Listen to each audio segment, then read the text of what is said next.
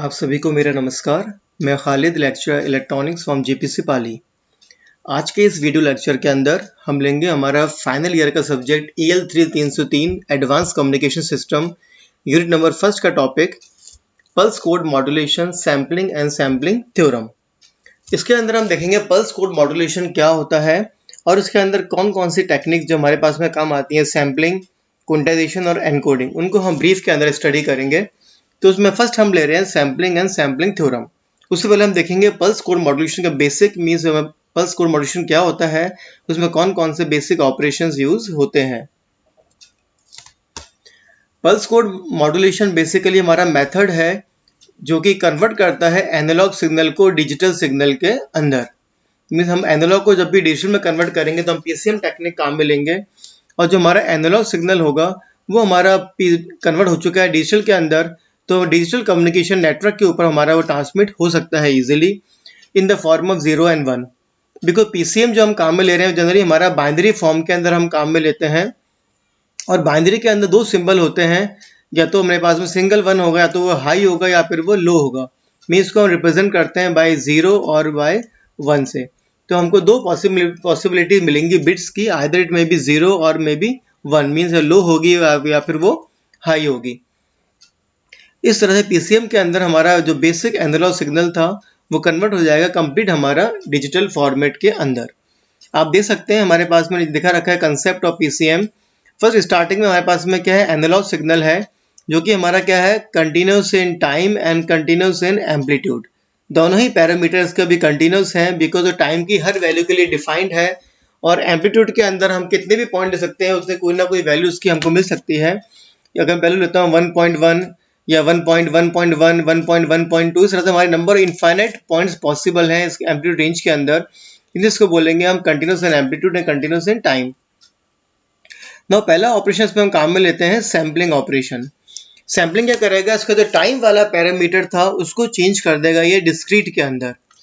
अभी देखा हमने यहाँ पे हमारे टाइम के कंप्लीट स्केल के लिए ये हमारे कुछ ना कुछ वैल्यू डिफाइंड थी उसकी, लेकिन अगर मैं इसकी रेगुलर टाइम इंटरवल के ऊपर वैल्यू को नोट करता हूँ, फॉर एग्जांपल T1 के ऊपर, देन T2 के ऊपर, देन T3 के ऊपर, देन T4 के ऊपर, तो हमारे पास में अब जो सिग्नल की इंफॉर्मेशन बचेगी वो कब हमारे पास में अवेलेबल है, T1 के ऊपर इसकी वैल्यू कितनी है मुझे पता है ये वैल्यू है, T2 के ऊपर ये वैल्यू है, इन बिटवीन T1 से लेके T2 के बीच में हमको वैल्यू का कोई आइडिया नहीं है, तो ये कहलाएगा सैम्पलिंग।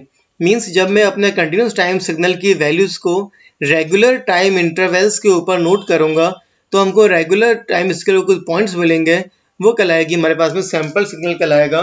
तो मीन्स इसका जो टाइम स्केल था वो अब हो जाएगा डिस्क्रीट इन टाइम, बिकॉज अब जो वैल्यूज है वो टाइम की डिस्क्रीट वैल्यूज के लिए डिफाइंड है, और इन बिटवीन वैल्यूज जो बीट की जो वैल्यू है उसके लिए हमारे पास में सिग्नल की वैल्यू से कोई हमारे पास आइडिया नहीं है, तो ये हमारा कहलाएगा continuous in discrete in time. लेकिन जो एम्पलीट्यूड स्केल है वो अभी भी हमारा कंटिन्यूस है। मीन्स मुझे जो वैल्यू मिलेगी ये वैल्यू मुझे 1.2 मिल सकती है, 1.2.1 मिल सकती है, 1.2.1.2 मिल सकती है। मीन्स के अंदर अभी कोई भी वैल्यू पॉसिबल है। मीन्स हमारे एम्पलीट्यूड स्केल के ऊपर अभी भी इनफाइनाइट वैल्यूज पॉसिबल हैं, डिस्क्रीट नंबर हमने कन्वर्ट नहीं किया है, इसलिए हमारा जो एम्पलीट्यूड स्केल था आफ्टर सैम्पलिंग वो अभी भी रहेगा कंटिन्यूस इन एम्पलीट्यूड। तो जो हमारे सैम्पलिंग ऑपरेशन है टाइम वाले पैरामीटर को कर दिया डिस्क्रीट के अंदर, और आफ्टर सैम्पलिंग मुझे सिग्नल जो मुझे मिलेगा यहाँ पर वो कहलाएगा continuous in amplitude and discrete in time. Next operation आएगा क्विंटाइजेशन। क्विंटाइजेशन के अंदर जो हमारा वाई वाला स्केल था, एम्पलीट्यूड स्केल था, उसको भी हम कन्वर्ट कर देंगे डिस्क्रीट के अंदर। अब आप देखेंगे इसके अंदर मैंने इसको वाई जो इस एक्सिस थी, वाई स्केल थी, उस पर वैल्यूज को मैंने नंबर ऑफ इंटरवल्स की फॉर्म के अंदर कट कर रखा है। आपको देखें स्लॉट दिख जाएंगे इसके अंदर इस तरह से, ये हमने कट कर रखा है स्लॉट की फॉर्म के अंदर। अब क्या होगा, जब भी मेरा इनपुट सिग्नल इस पर्टिकुलर स्लॉट के बीच में होगा, जब भी इस वाली रेंज के अंदर होगा, तो हम कंपेयर करेंगे कौन से क्विंटाइजेशन लेवल के नियरेस्ट में, जब हमने लाइनें खींच रखी है तो बोलते हैं क्विंटाइजेशन लेवल्स। तो जब मेरा सिग्नल अगर फर्स्ट वाले स्लॉट के बीच में होगा तो हम क्या देंगे, फिक्स वैल्यू देंगे, इसके बीच सेंटर में हम लेवल लाई कर देंगे क्विंटाइजेशन लेवल, वो वैल्यू हमको मिलेगी। अगर सिग्नल इस वैल्यू के अंदर होगा तो ये वैल्यू मिलेगी। तो इस तरह से क्या होगा, हमारे सिग्नल के अंदर इनफाइनाइट वैल्यू पॉसिबल नहीं रहेंगी, जितने हमने क्विंटाइजेशन लेवल ले रखे हैं आउटपुट के अंदर उतनी ही वैल्यू पॉसिबल रहेंगी। तो मीन्स हमारा जो एम्पलीट्यूड स्केल था, वाई एक्सिस था, उसके ऊपर भी वैल्यूज वो क्या थी, वो हो जाएंगी डिस्क्रीट हो जाएंगी, अब वो इनफाइनाइट नहीं रहेंगी। तो आफ्टर क्वांटाइजेशन जो हमारा सिग्नल था वो बन जाएगा discrete in amplitude and discrete in time. Mean दोनों ही पैरामीटर उसके आफ्टर सैम्पलिंग और क्वांटाइजेशन दोनों पैरामीटर हमारे हो चुके हैं डिस्क्रीट, एम्पलीट्यूड स्केल भी और टाइम स्केल भी हमारा हो चुका है डिस्क्रीट। तो नेक्स्ट स्टेप आएगा एनकोडिंग। एनकोडिंग के अंदर क्या है, अपने पास में सिग्नल की जो हमारे पास लेवल्स थे, क्वांटाइजेशन लेवल्स, इन सबकी मैंने कोडिंग कर दी। फॉर एग्जांपल 0 0 0 कोई कोडिंग कर देता हूँ मैं, 0 0 1, इसकी कोडिंग मैंने कर दी 0 0 0 1 1। तो हर पर्टिकुलर क्वांटाइजेशन लेवल को मैंने एक बाइनरी नंबर असाइन कर दिया। तो वो हमारा क्या बन जाएगा, वो काम कौन करेगा, एनकोडर ब्लॉक काम करेगा। अब जब भी मेरे पास है, मुझे यहाँ पे मैंने सैम्पलिंग करी, मुझे क्वांटाइज वैल्यू मुझे ये मिलती है, तो इसकी जो हमारे पास में करस्पॉन्डिंग बाइनरी वैल्यू होगी वो वाली 0 1 1, तो वो वैल्यू हमको आउटपुट के अंदर मिलेगी। तो इस तरह से हमारा सिग्नल कंप्लीट हमको binary PCM means binary form के अंदर हमको मिल जाएगा। मीन्स हमारा सिग्नल जो एनालॉग सिग्नल था वो इन तीनों ऑपरेशन के बाद में कन्वर्ट हो जाएगा हमारा डिजिटल फॉर्मेट के अंदर, means in terms of 0 and 1 form के अंदर। ना इन 0 1 को ट्रांसमिट करने के लिए चैनल के ऊपर हम 1 और 0 को अगेन रिप्रेजेंट करेंगे बाय पल्स की फॉर्म के अंदर। सपोज मैं 1 को लेता हूं बाय पॉजिटिव पल्स एंड 0 को बाय 0 वोल्टेज। सेकेंड ऑप्शन हो सकता है 1 को bye positive pulse, 0 by negative pulse. तो जो भी हम इसका रिप्रेजेंटेशन ले रहे हैं ट्रांसमीटर के ऊपर, रिसीवर के ऊपर हमको उसी फॉर्म के अंदर इसकी कोडिंग करनी है। इस तरह से हमको बीसीएम सिस्टम हमारा मिल जाएगा। आप देख सकते हैं वेवफॉर्म की हेल्प से हम आएंगे वेवफॉर्म के अंदर। तो हमारे पास में क्या होगा, सपोज मैंने ये जो ब्लू कलर की वेवफॉर्म थी वो हमारा कंटिन्यूस टाइम सिग्नल था, जिसको कि हमको पीसीएम की हेल्प से चेंज करना है डिजिटल फॉर्मेट के अंदर ना। अब हमने ग्रीन सिग्नल बना रहे हैं, क्वांटाइजेशन करेंगे हम। सपोज मैंने यहाँ पे इसकी सैम्पलिंग करी, या मैंने सैम्पलिंग करी 0 पॉइंट के ऊपर, तो मुझे इनपुट की वैल्यू कितनी मिलेगी, इनपुट वैल्यू कितनी है, हमारी कंटिन्यूस सिग्नल की वैल्यू इतनी ये वैल्यू है। अब मैं देखूंगा कि हमारे सिग्नल की वैल्यू कहाँ आ रही है, इस वाले क्वांटाइजेशन रेंज के लेवल के अंदर आ रही है। तो लेवल कौन सा रहा है क्वांटाइजेशन, ग्रीन वाला लेवल कौन सा है, ये वाला 1। तो इसको इस वैल्यू को क्या कन्वर्ट कर देंगे हम, 1 पे कन्वर्ट कर देंगे। वैल्यू मुझे कहाँ पे रहेगी, 1 वैल्यू। तो जब भी मेरी इनपुट कंटिन्यूस टाइम सिग्नल की वैल्यू इस वाले स्लॉट के अंदर रहेगी, तो हमारा जो वैल्यू क्वांटाइज वैल्यू क्या रहेगी, इसके सेंटर में रखा है मैंने क्वांटाइजेशन लेवल रिप्रेजेंट कर रखा है बाय 1 से, तो इस वैल्यू के लिए कांस्टेंट रहेगी। और 1 की कोडिंग क्या होती है, 0 1 1। तो इस दरमियान वैल्यू क्या भेजेंगे हम, 0 0 0 1, ये हमारी वैल्यू ट्रांसमिट होगी इस पर्टिकुलर इंटरवल के लिए। नाउ नेक्स्ट इंटरवल पे मैंने सैम्पलिंग करी इस पॉइंट के ऊपर, या मैं सैम्पलिंग करता हूँ, तो मुझे वैल्यू कितनी मिलेगी, ये वैल्यू मिलेगी। मीन्स मैंने यहाँ पे कॉन्टेस्ट किया, मुझे वैल्यू मिलती है 2 के ऊपर, मुझे ये वैल्यू, ये सपोज ये वैल्यू मिल रही है, सॉरी ये वैल्यू मिलेगी। तो हम देखेंगे इसके अंदर अब ये वैल्यू इस वाली इंटरवल के अंदर आ रही है, तो इसके सेंटर में कौन सा लेवल है, लेवल नंबर 3, ये लेवल है। तो हमारी जो वैल्यू होगी वो हमको वैल्यू 3 मिलेगी, और 3 की बाइनरी कोडिंग क्या कर रखी है हमने, 0 1 1। तो ये हमको वैल्यू क्या आउटपुट में क्या वैल्यू मिलेगी, 0 1 1 हमको वैल्यू हमको मिल जाएगी। नेक्स्ट स्टेट के ऊपर मैं सैम्पलिंग करता हूँ, यहाँ पे सैम्पलिंग करी मैंने, तो हमारी इनपुट वैल्यू कितनी है वो मिलेगी आपको, ये वैल्यू मिलेगी। इनपुट वैल्यू हमारी ये वैल्यू थी, तो ये वैल्यू हमारे कौन सी लेवल के अंदर आ रही है, इस वाली रेंज के अंदर आ रही है। तो इसका सेंटर लेवल कौन सा है, लेवल नंबर 6 है। तो वैल्यू हमारी इस वाली लेवल के ऊपर रहेगी, तो लेवल 6 के ऊपर रहेगी। 6 की कोडिंग क्या होती है हमारे पास में, 1 1 0। तो आउटपुट में क्या मिल जाएगा हमारे पास में, 1 1 0। फिर हम कोडिंग करेंगे, फिर हम सैम्पलिंग करेंगे 6 के ऊपर, अगेन वैल्यू मुझे ये वैल्यू मिलेगी, ये भी इस रेंज के अंदर आ रही है। तो इसका सेंटर क्वांटाइजेशन लेवल कौन सा है, 6 है। तो आउटपुट के अंदर अगेन हमको 6 वैल्यू मिलेगी, 6 की बाइनरी कोडिंग मिलेगी 1 1 0। तो आप देख सकते हैं कि हम रेगुलर इंटरवल के ऊपर इसकी सैम्पलिंग करते हैं, उस सैंपल पे जो वैल्यू हमको मिलती है उसको हम क्वांटाइज करते हैं toward the centre level of the interval. Quantize value लेंगे और इस क्वांटाइज वैल्यू की हम एनकोडिंग कर देंगे बाइनरी फॉर्मेट के अंदर। इस तरह से आउटपुट के अंदर हर पर्टिकुलर सैम्पलिंग इंटरवल के ऊपर एक बाइनरी पैटर्न जो होगा, बाइनरी कोड होगा, वो ट्रांसमिट होगा। तो आउटपुट हमको एनालॉग फॉर्म से कन्वर्ट हो जाएगा हमारे डिजिटल फॉर्मेट के अंदर। तो ये हमारा ब्रीफ है, वर्किंग है पीसीएम सिस्टम की, कैसे पीसीएम सिस्टम हमारा वर्क करता है। अब आते हैं इसकी जो हमारी बैकबोन है पीसीएम सिस्टम की, हमारा पहला ब्लॉक सैम्पलिंग। सैम्पलिंग क्या होती है उसको हम स्टडी करेंगे। तो हमारा signal sampling is the reduction of continuous time signal to discrete time signal. हम देख चुके हैं हमारा जो कंटिन्यूस टाइम सिग्नल था, सैम्पलिंग उसको चेंज कर देगी, हमारी डिस्क्रीट टाइम सिग्नल की फॉर्म के अंदर कर देगी। फॉर एग्जाम्पल हमारा साउंड वेव्स होता है, जो हमारा कंटिन्यूस सिग्नल होता है, उसको हम सीक्वेंस ऑफ सैंपल्स के अंदर कन्वर्ट कर देंगे, डिस्क्रीट फॉर्म के अंदर कन्वर्ट हम कर देंगे। तो सैंपल हमारा बेसिकली क्या है, वैल्यू है और सेट ऑफ वैल्यू है at a point in time और इन स्पेस। हम देखते हैं हमारा जो कंटिन्यूस सिग्नल था, अगर उसकी मैं रेगुलर इंटरवल्स के ऊपर वैल्यू को नोट करता हूँ तो वो कहलाएगी सैम्पलिंग कहलाएगी। सैम्पलर हमारा एक सिर्फ सिस्टम है, ऑपरेशन ब्लॉक है, जो हमारे सिग्नल को, कंटिन्यूस सिग्नल को सैम्पल्ड फॉर्म के अंदर कन्वर्ट कर देगा। इसको हम आइडियल सैम्पलिंग और मिक्स्ड सैम्पलिंग भी हम ले सकते हैं कि हम किसी रेगुलर इंटरवल से अगर मैं सैम्पलिंग लेता हूँ तो हमारा यूनिफॉर्म सैम्पलिंग हमको मिल जाएगी, हम रेगुलर इंटरवल्स के ऊपर हमको उसका आउटपुट मिल जाएगा। अब जो मेरा ओरिजिनल सिग्नल होगा वापस उसको हम रिकवर कर सकते हैं उस सैंपल से, अगर मैंने सैम्पलिंग के अंदर सैम्पलिंग थ्योरम काम में ले रखी है। सैम्पलिंग थ्योरम क्या होती है, अभी दिस नेक्स्ट स्लाइड के अंदर उसको हम स्टेटमेंट देखेंगे उसका हम, और उसको हम प्रूव भी करेंगे। मीन्स अगर मैं अपने आउटपुट में सैंपल्स ट्रांसमिट कर रहा हूँ, लेकिन रिसीवर के ऊपर मुझे उन सैंपल से वापस अपना ओरिजिनल सिग्नल रिकवर करना है, वो तभी रिकवर होगा जब मैंने उसके अंदर सैम्पलिंग थ्योरम फॉलो कर रखी होगी सैम्पलिंग करते टाइम। तो क्या होता है, उसको हम सैम्पलिंग थ्योरम क्या होती है अभी देखेंगे हम। और जिस फिल्टर की हेल्प से हम रिकवर करते हैं सैंपल से वापस अपना ओरिजिनल सिग्नल, उसको हम बोलते हैं रिकंस्ट्रक्शन फिल्टर, जो कि बेसिकली होता है एक लो पास फिल्टर होता है। लेकिन उसका ऑपरेशन क्या है, वो सैंपल से वापस अपना ओरिजिनल सिग्नल रिकंस्ट्रक्ट कर रहा है, इसे इसको बोलते हैं हम रिकंस्ट्रक्शन फिल्टर। आप देखेंगे डायग्राम के अंदर हमारा जो ग्रीन सिग्नल था वो हमारा कंटिन्यूस सिग्नल था इस फॉर्म के अंदर।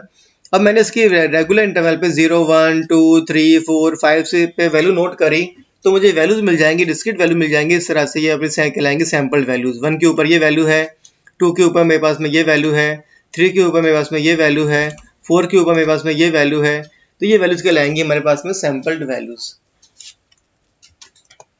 नाउ सबसे इंपॉर्टेंट है हमारी सैम्पलिंग थ्योरम। इसका स्टेटमेंट हम देखेंगे, a continuous time signal can be represented in its samples and can be recovered back when sampling frequency fs is greater than or equal to the twice the highest frequency component of the message signal, that is fs greater than equal to twice of fm। एक important सी हमारी sampling theorem है। जब भी मैं अपना digital communication की बात करूंगा तो पहला हमारा क्या आएगा, सैम्पलिंग थ्योरम आएगा। और सैम्पलिंग थ्योरम क्या होती है, fs should be greater than equal to twice of fm। fs यहाँ पर क्या है, frequency of the sampling signal, जिसकी हेल्प से मैं सैम्पलिंग कर रहा हूँ जिस फ्रिक्वेंसी की रेट से, वो कहलाएगी एफएस। और एफएम हमारे जो इनपुट सिग्नल है जिसकी मैं सैम्पलिंग कर रहा हूँ, जिस सिग्नल को मैं ट्रांसमिट करना चाह रहा हूँ, कन्वर्ट करना चाह रहा हूँ, उसकी जो मैक्सिमम फ्रिक्वेंसी कंपोनेंट होगा उसके अंदर वो लेंगे हम, वो कहलाएगा एफएम। तो सैम्पलिंग जो फ्रिक्वेंसी होगी वो हमारी एफएम के डबल से, ट्वाइस ऑफ एफएम से बड़ी होगी, बराबर होगी, तभी सिग्नल को हम वापस उन सैंपल से रिकवर कर पाएंगे रिसीवर के ऊपर।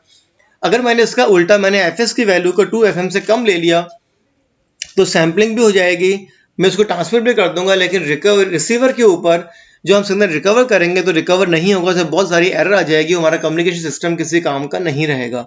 जब भी आप चाहते हैं सिग्नल को वापस रिकवर करना है रिसीवर के ऊपर, तो हमको सैम्पलिंग थ्योरम फॉलो करनी पड़ेगी। मीन्स सैम्पलिंग वैल्यू जो एफएस होगी वो हमेशा हमको ट्वाइस एफएम से ज़्यादा और बराबर लेनी पड़ेगी। और जब मेरी सैम्पलिंग फ्रिक्वेंसी, जस्ट हम लेते हैं केस इक्वल टू वाला केस के बराबर होगी, उसको हम बोलते हैं नाइक्विस्ट रेट। तो ये हमारे पास में F S equal to twice F M कहलाता है। नाइक्विस्ट रेट काफ़ी इंपॉर्टेंट, हमारे इंटरव्यू वाइवा के अंदर भी काम आता है। सैम्पलिंग थ्योरम क्या होती है और हमारे उसके नाइक्विस्ट रेट क्या होती है, तो आपको याद रखना है कि जब sampling F S frequency is equal to F M होगी, मीन्स मिनिमम वैल्यू होगी इसके अकॉर्डिंग, उस टाइम वो कहलाएगी नाइक्विस्ट रेट कहलाएगी। जैसे इस केस के अंदर हम आइडियल केस के अंदर सिग्नल को रिकवर कर सकते हैं, प्रैक्टिकल केस के अंदर हमको हमेशा एफएस की वैल्यू ट्वाइस एफएम से ज्यादा लेनी है। ना इसको हम प्रूव करेंगे। अब एक मैंने सपोज लिया है कंटिन्यूस टाइम सिग्नल लिया xt, जिसकी मैं मान रहा हूँ कि इसकी वो बैंड लिमिटेड है, मतलब उसमें मैक्सिमम जो फ्रिक्वेंसी कंपोनेंट है वो कितना है, एफएम हर्ट्ज है। तो ये मेरा सिग्नल हो जाएगा xt, और ये मैंने ड्रॉ कर रखा है, उसका स्पेक्ट्रम ड्रॉ कर रखा है नीचे एक्स ओमेगा, ये इसका सिग्नल का स्पेक्ट्रम है। और इसके जो ये हमारा मैक्सिमम फ्रिक्वेंसी कंपोनेंट है, ये वाला मैक्सिमम फ्रिक्वेंसी कंपोनेंट, ये बन जाएगा ओमेगा एम, या बोल सकते हैं हम एफ एम। अब मैं इसको सैंपल करने के लिए इस काम में ले रहा हूँ मैं सैंपल सिग्नल। आप देखेंगे हमने ये काम में ले रखा है, ये वाला है कि सैम्पलिंग सिग्नल, जो कि हमारा है x T multi with impulse train की फॉर्म में हम काम में ले रहे हैं। इम्पल्स ट्रेन, इसके टाइम पीरियड कितना है, ts। आप देखेंगे इसके अंदर टाइम पीरियड कितना है, ts 0, ts 2, ts 3, ts तो ये हमारा इम्पल्स सिग्नल क्या होता है, जो पर्टिकुलर जीरो पे इसकी वैल्यू 1 होगी, ये कुछ वैल्यू होगी और उसके अलावा इसकी वैल्यू क्या होगी, 0 होगी। तो हर इम्पल्स अपने टाइम ओरिजिन के ऊपर स्मॉल मूवमेंट के लिए वैल्यू देगा और अदरवाइज वो क्या रहेगा, 0 रहेगा। नाउ इस अपने सिग्नल xt की, जो मेरा signal input and continuous time signal, उसकी सैम्पलिंग करनी है, तो हम एक काम में लेंगे मल्टीप्लाइड सिग्नल। एक मल्टीप्लाई ब्लॉक काम में लिया। इसके एक इनपुट पे मैंने सिग्नल अप्लाई किया हमारा कंटिन्यूस टाइम सिग्नल xt, और दूसरे एंड पे मैंने अप्लाई किया अपना impulse signal means sampling signal del t। जो मुझे आउटपुट का सिग्नल मिलेगा मुझे सैंपल होके मिलेगा सिग्नल yt, जो आप देख सकते हैं यहाँ पर। तो सिग्नल के अंदर मुझे वापस इम्पल्स मिलेंगी, उनकी जो बीच के जो टाइम पीरियड होगा वो ts ही रहेगा, लेकिन जो इम्पल्स का एम्पलीट्यूड था वो हमारे इस कंटिन्यूस टाइम सिग्नल के अकॉर्डिंग वेरी हो जाएगा। तो आप देख सकते हैं इसके अंदर हमारी इम्पल्स का हमारा एम्पलीट्यूड वेरी हो रहा है, लेकिन जो टाइम पीरियड था वो t, वो हमको वही मिलेगा। तो इस तरह से हमारा ये सैंपल सिग्नल हमको मिल जाएगा। फिर जब आप देखेंगे, हमने देखा कि हमारा xt का जो हमारा सिग्नल था उसका फ्रिक्वेंसी स्पेक्ट्रम हमारे पास में x ओमेगा इस तरह का था। तभी इसको हम प्रूव करेंगे तो आप देखेंगे हमारा जो yt सिग्नल है उसका जो हमारा स्पेक्ट्रम सिग्नल आएगा वो क्या होगा, हमारा ओरिजिनल स्पेक्ट्रम जो हमारा x ओमेगा था वो हमारा रिपीट होगा at regular frequency of omega S 0, फिर ओमेगा एस 2 ओमेगा एस, इसके ऊपर हमारा सिग्नल रिपीट होगा। आप देख सकते हैं ये मेरा स्पेक्ट्रम था, वो मेरा 0 के ऊपर आ रहा है, देन ओमेगा एस के ऊपर आ रहा है, देन 2 ओमेगा एस के ऊपर आ रहा है। इस तरह से हमारा सिग्नल स्पेक्ट्रम क्या होगा, रिपीट होगा at the rate of sampling frequency. तो इसकी हेल्प से हम समझेंगे कि हमारे सैम्पलिंग थ्योरम के अगर स्टेटमेंट था fs की वैल्यू 2fs से बड़ी होनी चाहिए, क्यों होनी चाहिए, अभी हम समझेंगे सैम्पलिंग थ्योरम को लेके।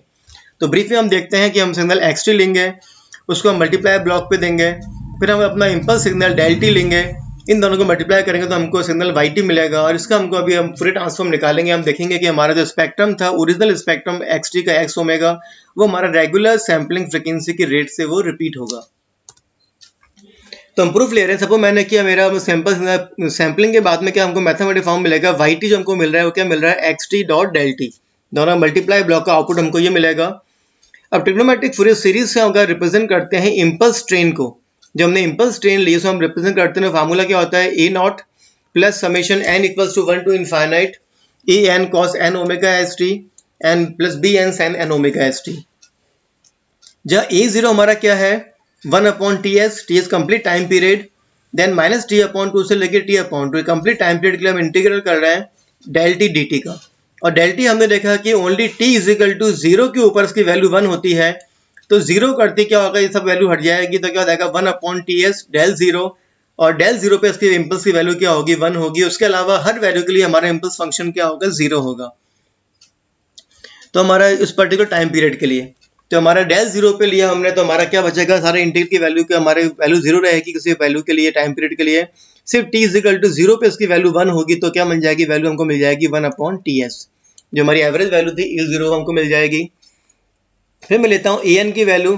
an का फार्मूला क्या होता है हमारे पास में, again twice upon T S integral for the complete time period minus T upon 2 से T upon 2 impulse del T cos N omega S T D T.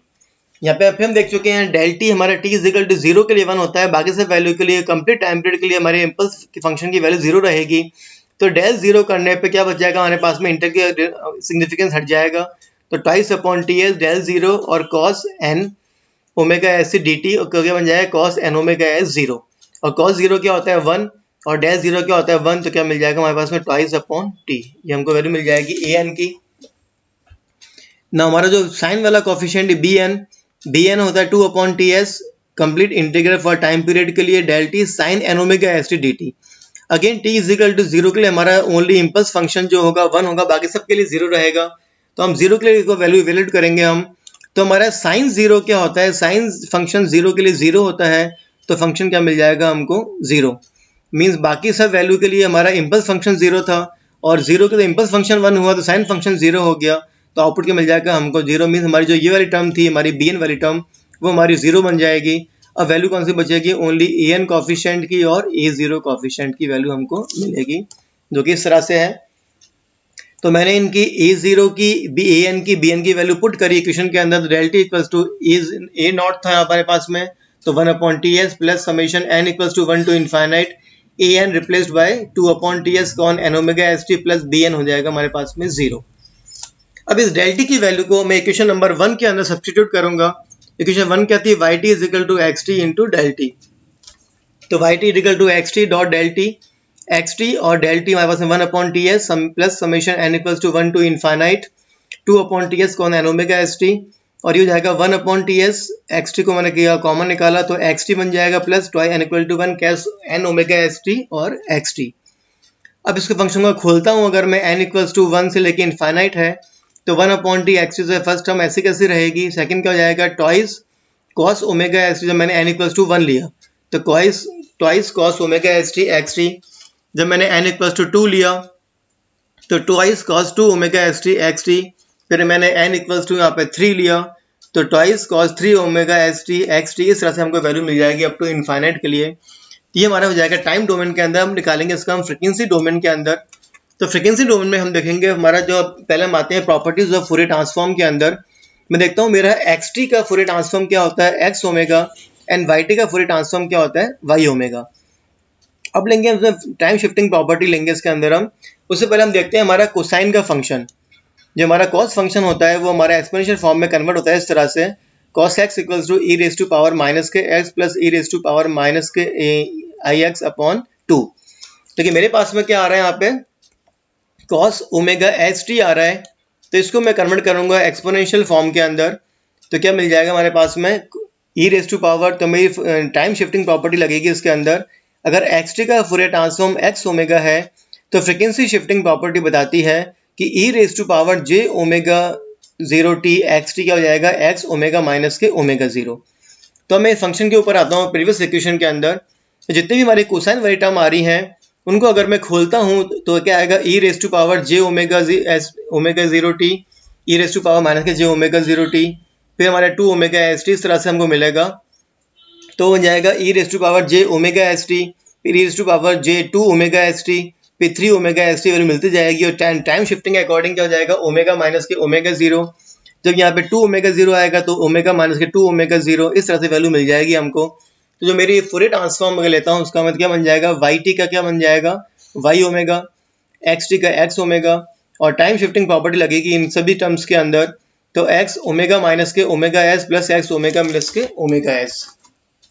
Because हमारा फॉर्म है उसमें हमारी नेगेटिव टर्म भी आएगी, टर्म पॉजिटिव टर्म भी आएगी। हर cosine term के अंदर एक पॉजिटिव टर्म और एक नेगेटिव टर्म। तो क्या आएगा एक्स ओमेगा माइनस के omega S plus S omega plus के ओमेगा एस। ये पहला वाला फंक्शन है हमारा।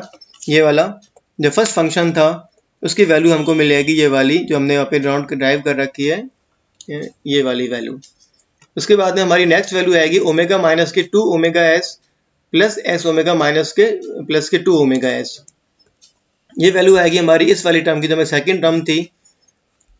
उसके हम देखेंगे उसकी हमारी जो सेकंड टर्म थी twice cos 2 omega S T था।